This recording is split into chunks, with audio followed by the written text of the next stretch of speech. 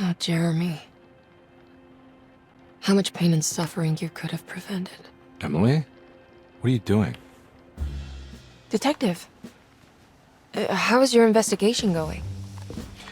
Well, I still have no clue where Jeremy is, but I think I know why he's hiding. This place is full of lunatics planning to perform some kind of ritual tonight. Well, that sounds ridiculous. Or rather would have just a day ago. It gets worse. I have reason to believe they killed anyone who didn't want to go along with the plan. Detective, have you encountered any monsters tonight? I just told you, I think they killed people. Beauregard, the author, Perosi, the singer, Mr. Waits, the clerk, Mr. Chance, the gardener, they're all missing. No, I mean, have you fired your gun tonight? Of course not. They wouldn't just kill outsiders like that. It would bring too much attention. But you should keep your eyes open. So you haven't seen anything strange? Been anywhere else? What are you trying to tell me, Emily? Are you in some kind of danger?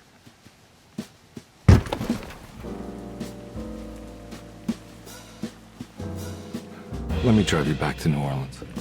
I think I have enough. You know, at least get the police to take a look at this case. No, I'm fine.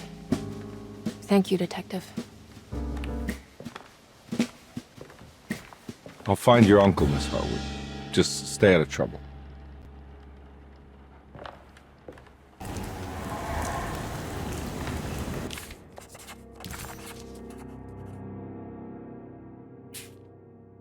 He must first acknowledge psychological trauma in order to proceed. The lying must stop, so we can break through the barriers of self-deceit. Finally, temper manic behavior. Medicine has failed me.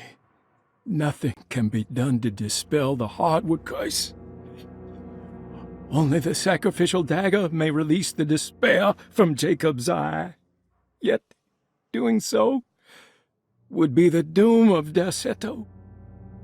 Let this curse of mine be a weapon for once.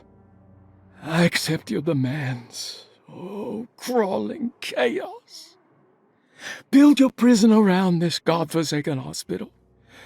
When evil has been starved, I will stay buried forever. It was almost night when Emily found herself back at Derceto. What exactly had she been doing? And what was Detective Conby talking about? Did any of her findings make any sense? All she knew was that she wanted to figure out what the 3 steps to the contract entailed, and how this was connected to Dr. Gray.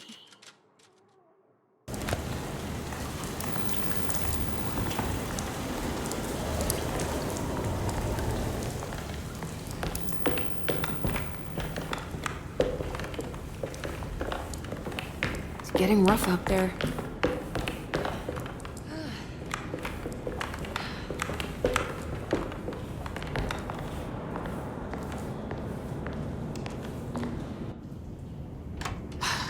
If we can just get rid of Jeremy, everything will go back to normal.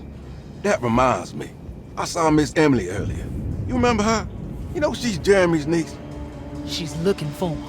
That's right. She's helping us, in her own way.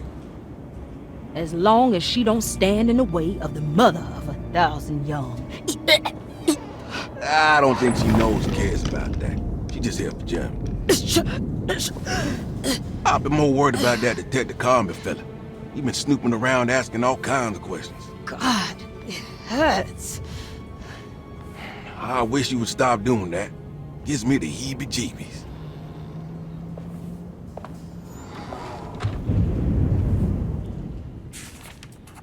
The orderlies, Baptiste and Lottie, were back at Derceto as well, like pieces of Emily's past haunting her.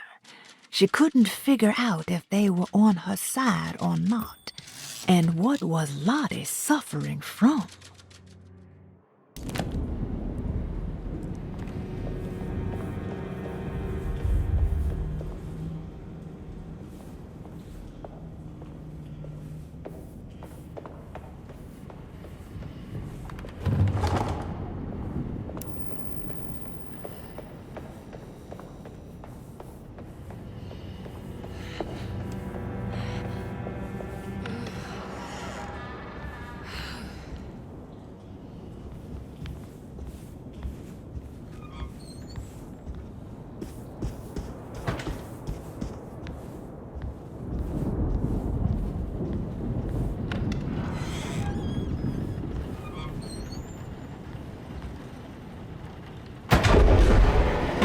going on here?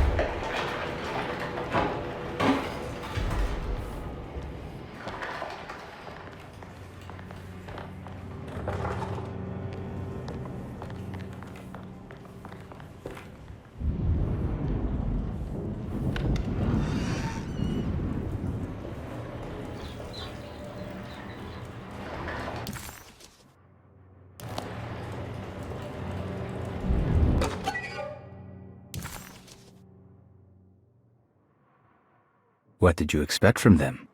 You created too much. There wasn't any room to breathe. Your reification rendered all possible worlds void. You took everything they could imagine and constrained it into something that you didn't even care about. Or maybe you did. Perhaps you cared the most of all.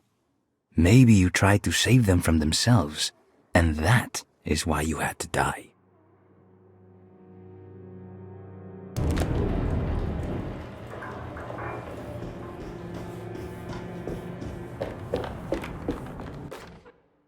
We must have faith that Jeremy's pact with the Dark Man is a bluff. If we are lucky, our visitors will find him and prove it's all nonsense before night falls. What is true is our attempt to call on her. Too many things have happened for this evening to be in vain. Think of Jack and Cassandra, even Perosi, whose circumstances I can't understand. Grace is our goat without horns. She knows it and will play the role. You must talk to your brother, Batiste. I worry that he will fail us. Mrs. Thompson.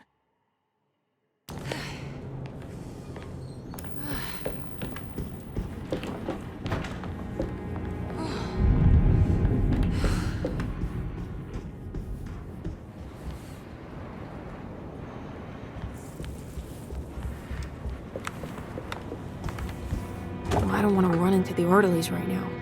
I should find another way.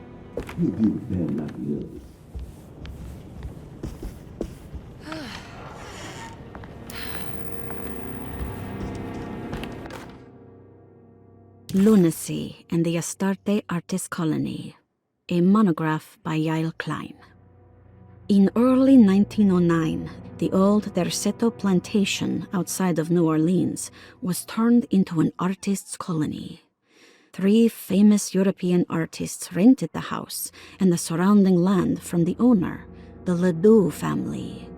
The colony was chiefly run by Sebastian Cortez, who was playfully dubbed the captain by his collaborators, William Arges and Heinrich Kassel. The colony existed for 6 years, until one day all 12 members disappeared without a trace.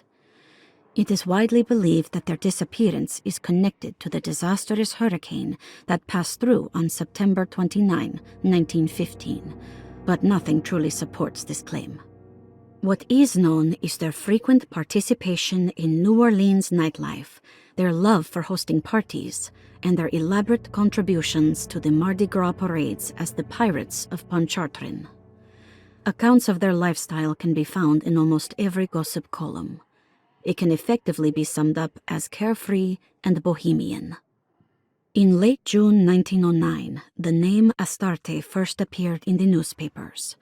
Cortez said the name came to him as he was painting.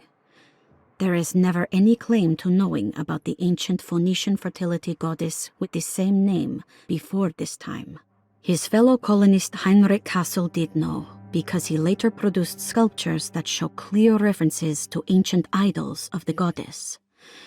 It's impossible to know for sure how this name suddenly made an appearance, but it is interesting because of Derceto's history. Even the name Derceto is the Greek name of a Syrian fertility goddess. In the case of naming the plantation, Derceto was certainly not an accident. We know that Elijah Pickford intended to build a temple for his cult, for he had distributed pamphlets 2 years prior to the purchase of the land, advertising his intentions. His followers were estimated to be almost 100 men and women, mostly sailors, Maroons, and Cajuns, when the plantation was built. To outsiders, Derceto registered as an ordinary slave plantation, which enabled Pickford and his flock to remain hidden for decades. The official story is that the cult lasted until 1862, when the Union Army came and burned down the plantation and scattered all who lived there. Following the Civil War, new people started to congregate in the ruins of Derceto to invent a new fertility goddess, the Shub-Niggurath. As much as Derceto is a particular name to have heard of, it's not entirely uncommon among the learned.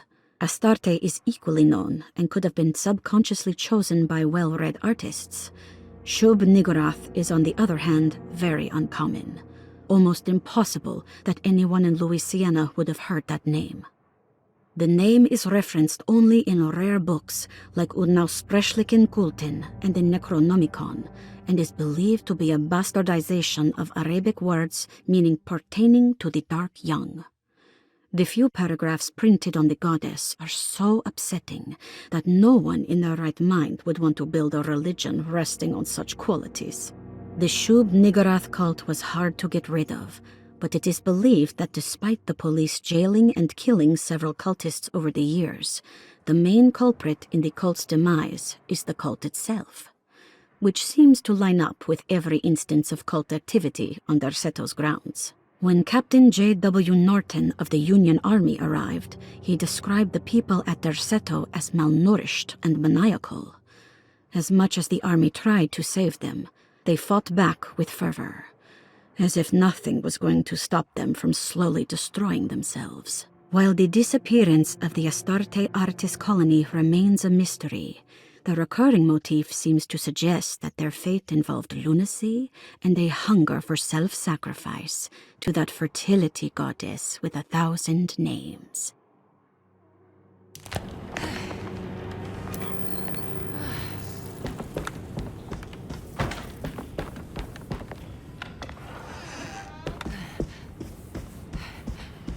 There's no evidence about him. He said me. I followed him.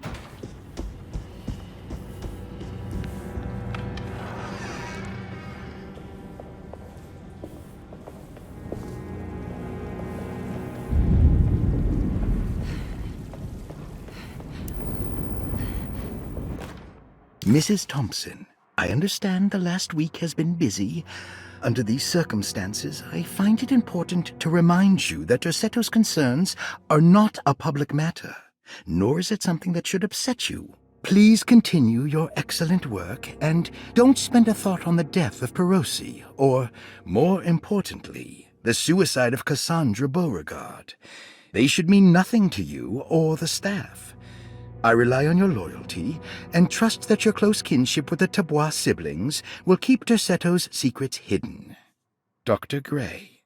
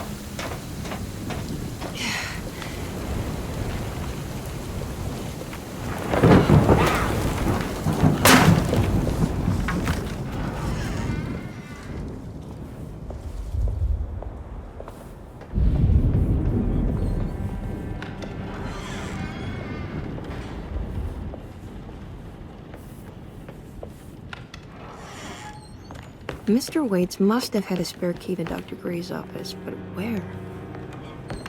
I don't know the combination. Wait, maybe I do.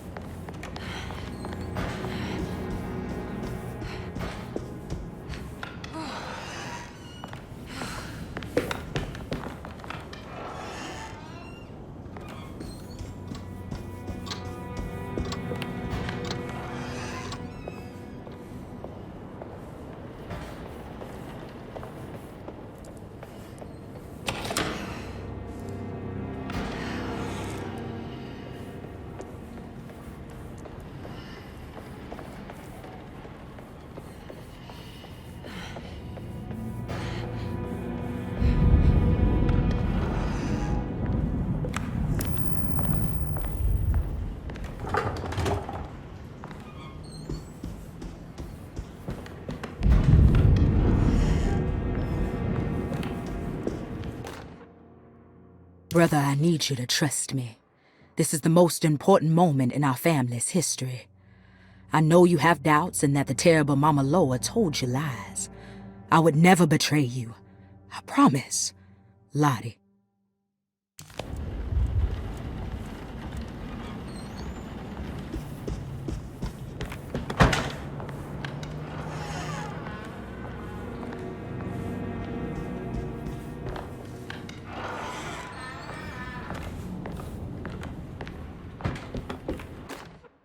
Detective Comby, I'm terribly sorry that my niece has pulled you into this mess. Please, with all my blessings, take her away from this cursed place. I have destroyed that eater of worlds and locked it away in the attic and retreated to a place of hiding. Tell Emily I'm safe. Tell her all the lies you can think of to make her listen. Take her back to New Orleans. Sincerely, Jeremy.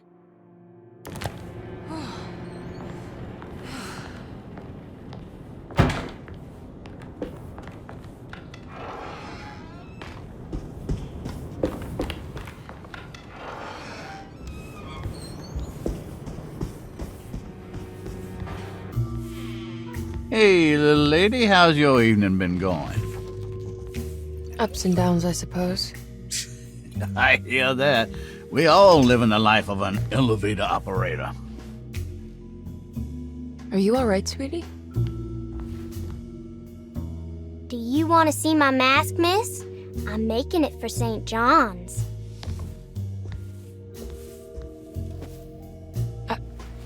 How did you... Is that supposed to be my... Ow! You should learn your place, little girl.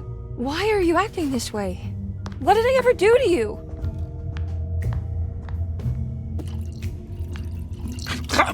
Grace! Grace!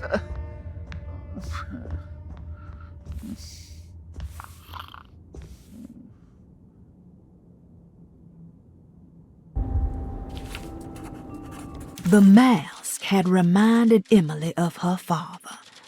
It didn't seem like a chance connection, but a purposeful reference made by that child. How could Grace have known what he looked like and that it would upset Emily so? And why would she use those words? Emily felt like it was beyond strange. It felt impossible. Did it even happen? Was she losing her mind?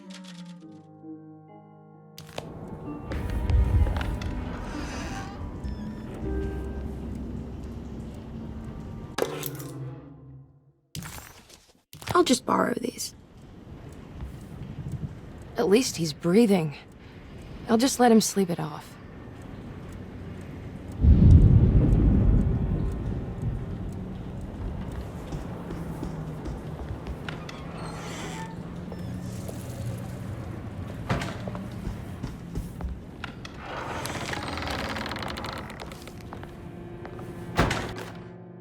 Jeremy knew that the only one who could help him now was the guest in room number 3. The room seemed to have been empty for so long. But that wasn't allowed to be true. The story needed to be different. To include something from the outside, he would bring the guest back to room 3 and show them what was in that safe. 913.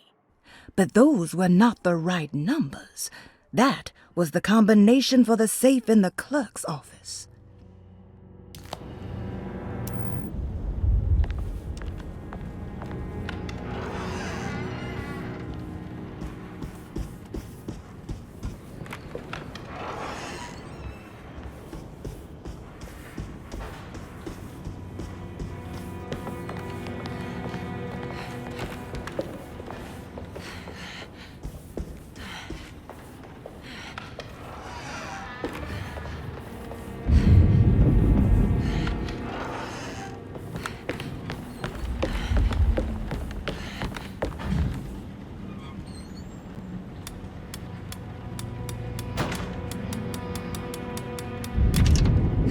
It worked.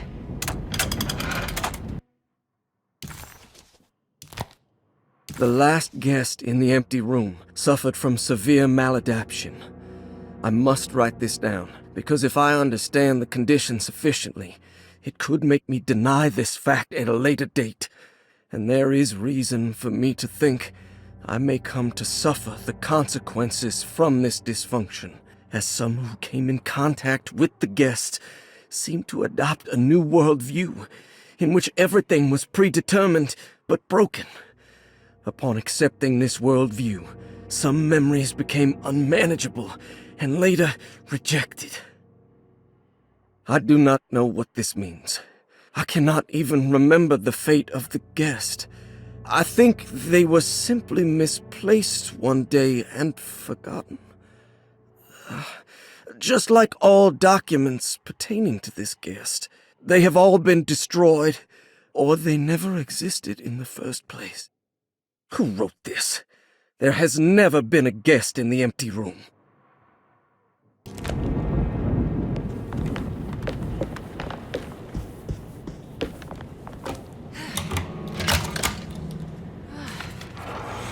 Emily felt lost as she entered the office of Dr. Gray, much like she had the last time she was here.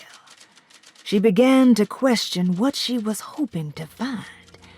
She was simply going on a hunch that Dr. Gray was somehow tied up in this contract with the Dark Man. Emily couldn't even begin to imagine what kind of evidence she would need, besides a clear confession, of course. But she doubted she would ever find something like that. She was grasping at straws. The steps on the contract were so confusing to her that she was just hoping to get some small indication on where to go next. Here we are, Dr. Gray's office. Now let's see if we can find some answers.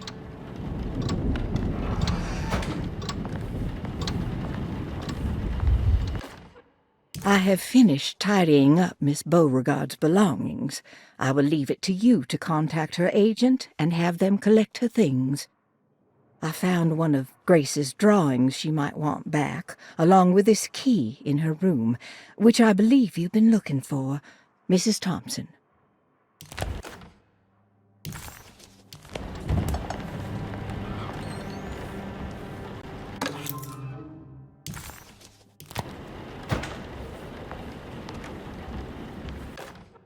Dearest Dr. Manzetti, I find myself in a losing battle with my patient. As I've disclosed in my previous letter, his delusions have him completely captured. It's bad enough that he is torturing himself with paranoia, but his madness turns out to be quite persuasive to others, effectively laying the ground for mass delusion. I am writing to you in hope that you can give me some guidance. Beyond my ambition to avoid devastating surgery on my patient, I have grown worried about my own defenses. The words of my patient are deranged, yet they often resonate with something primitive within me. I have tried photographing his brain with X-rays. It was surprisingly difficult to get good results. Dark blotches on the plates kept obscuring all details. My patient looked at the bad plates and cried out in terror, telling me the dark areas was the shadow of the worm, eating him from inside. I could not see anything out of the ordinary. I hope this is a sign that my mind is not as receptive to the madness as I had feared. After further inquiry, my patient described the shadows inside his mind as some kind of chthonic monstrosity that wants to undermine his sanctuary. This is clearly a reference to a place he calls Teroea, a sort of library or convent that works as a psychological haven. With this imaginary haven threatened by this Chthonian, he has now constructed another, less pleasant hiding spot. Lately, he has been bringing up a metaphor of a steamboat that has run aground, that he feels like he needs to start the engines and reverse, but he is afraid that the hole in the hull would cause the whole ship to sink. I've been watching him turn this metaphor into reality for the last week. He knows it's made up, But he is doubling down, trying to make it a real memory. I feel certain that this is my chance to break through the barriers of his self-deceit.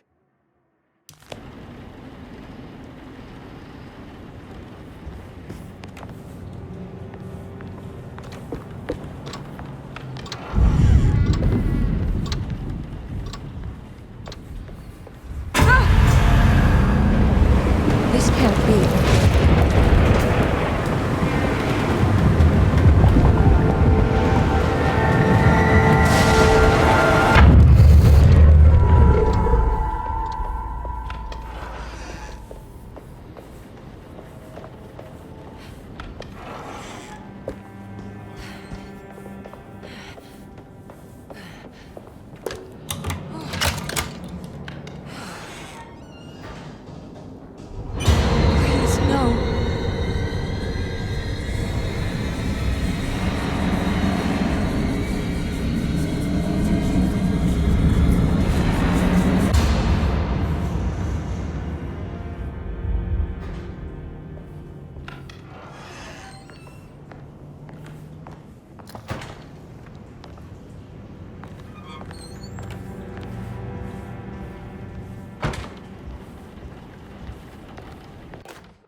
Sometimes I think this place makes me worse.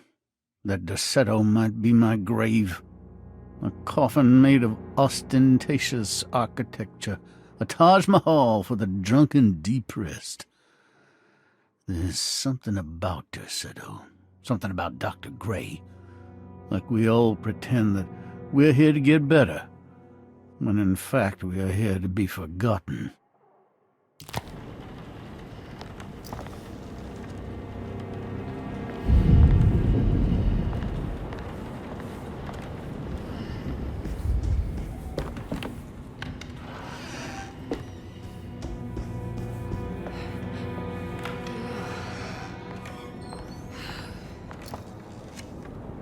Ruth, are you there? No, of course not.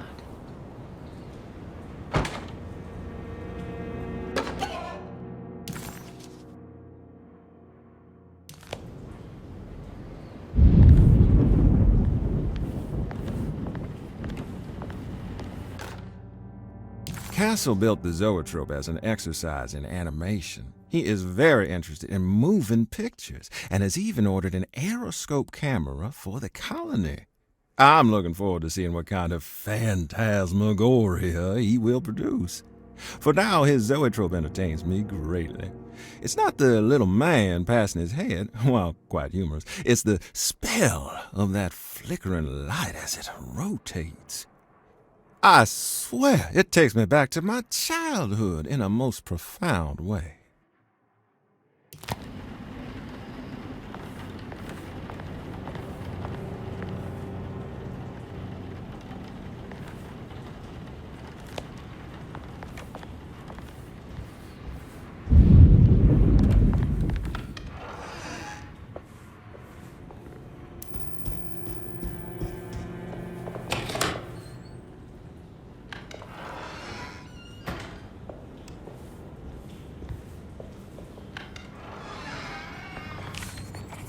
The empty room wasn't meant for patients, but many came and went anyway.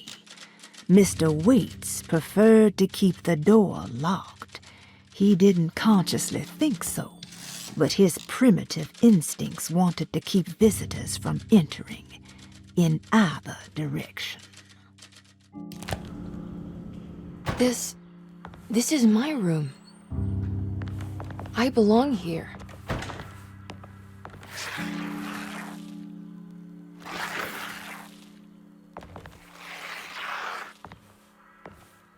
I know that number. Where's that from? I did this. I wrote that.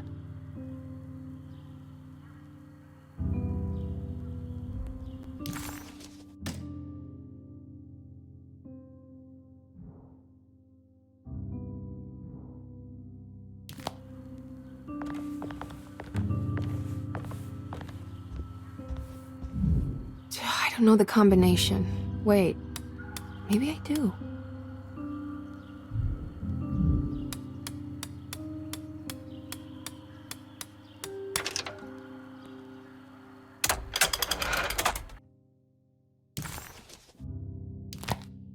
Darling, I finally found that photograph from my time in France during the war. I don't expect this to be your fiancé, but it did make me think of him. What an incredible man he must have been. You were lucky in a way. He could have been a nobody and died falling into the Mississippi. Instead, he volunteered to travel across the world to fight for people in despair, dying with honor like Achilles at Troy. I am jealous of you. Or maybe him. It's all incredibly romantic. That's what I wanted to say. Please feel free to use my camera if you want to.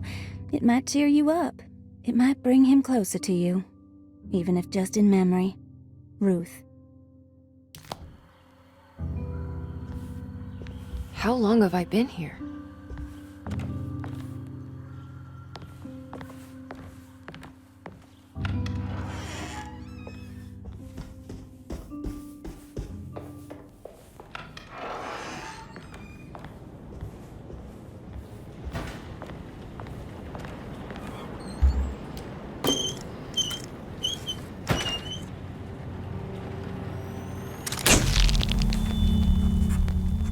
It was France, where John died. Maybe this meant she could save him. Is this how you travel, Ruth? The war in Europe rages on, and America is doing its part to hold back the German aggression. Ships from Boston and New Orleans arrived yesterday to bolster our gallant forces in France. These men will play a crucial role in helping our allies defend the innocent and defeat the German war machine. In trenches, they will defend themselves against the charging horde with razor-sharp ingenuity, all while planning how to advance the front with the use of artillery, machine guns, and pure American spirit. But there are more things than bullets and explosives that can cheat a man out of his God-given right to live. On the home front, a deadly influenza has claimed many lives.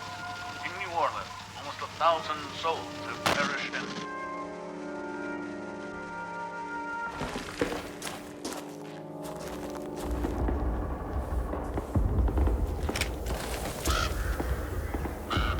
I'll find you, John.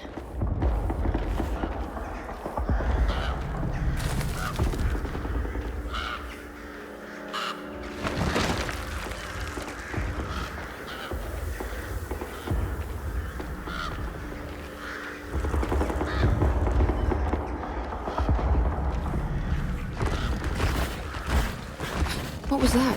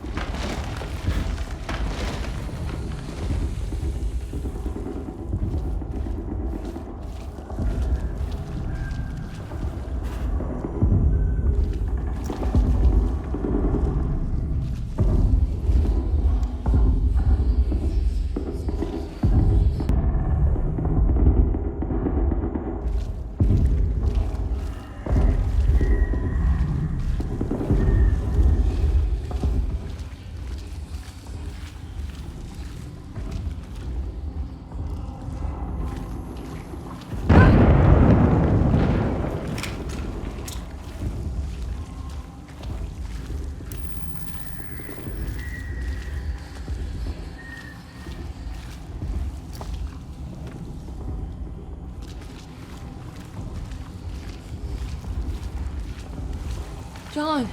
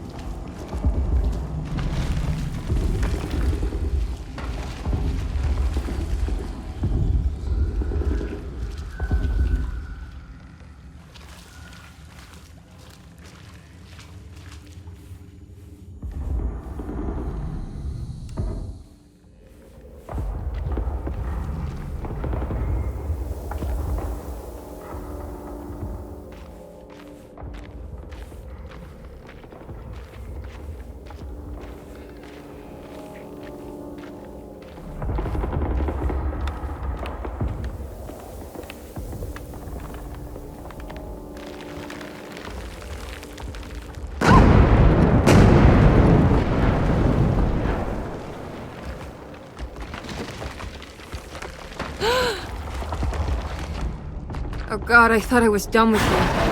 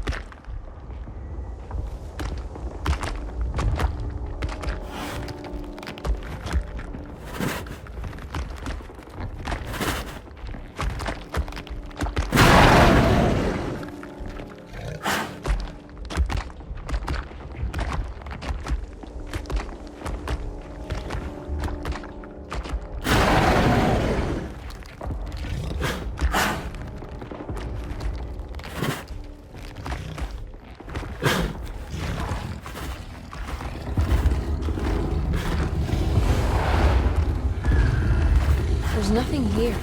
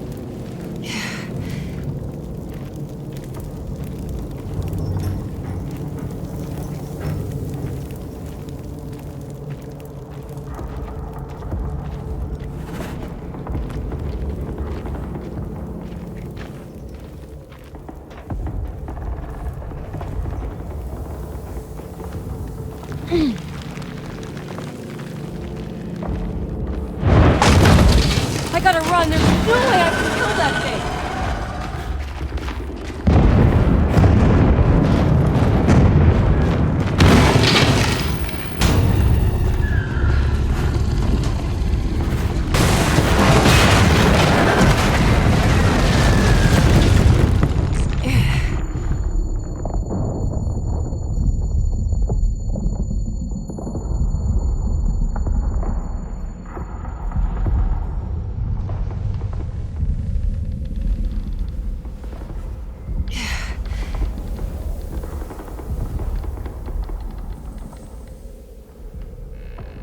Yeah.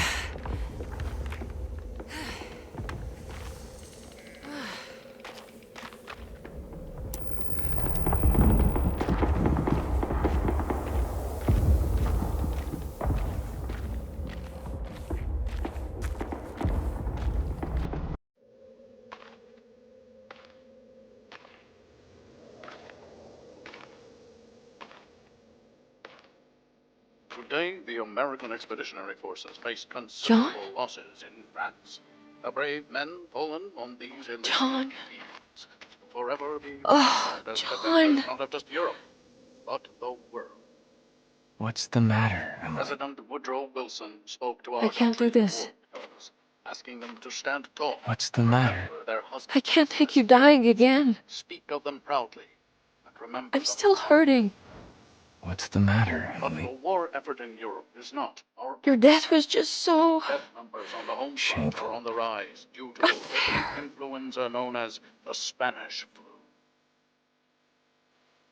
The New Orleans City Council decided to open yet another emergency hospital in the old Derceto plantation.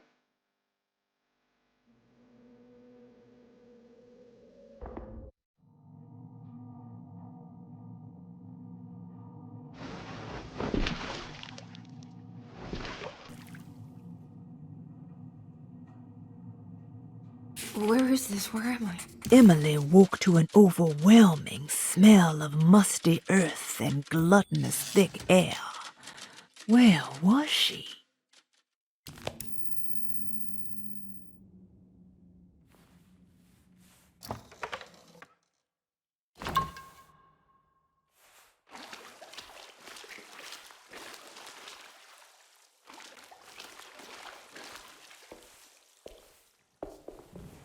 I need the key.